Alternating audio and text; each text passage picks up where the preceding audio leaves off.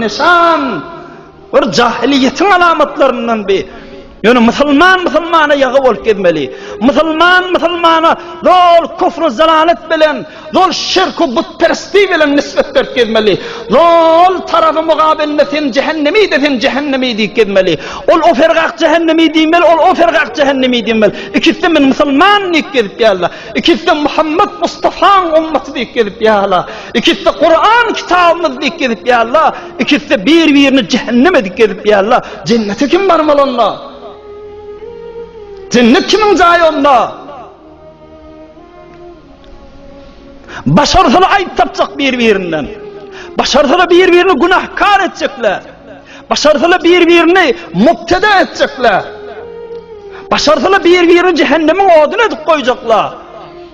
Ama Peygamber Zahir'in zindigiyi şudur aya. Eksever mahtum oli söz birle derdin her zaman.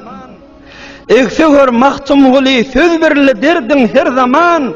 Ne üçün zalimga nöbet berdi bu doğru zaman.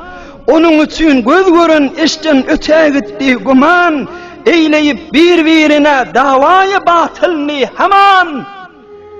Birbirine tenki batıl, sen müşrik de sen kafir. Bir sayılık mal üçün kullan berer tahqiq iman. Özünü sanar, kim artık iş etse yaman.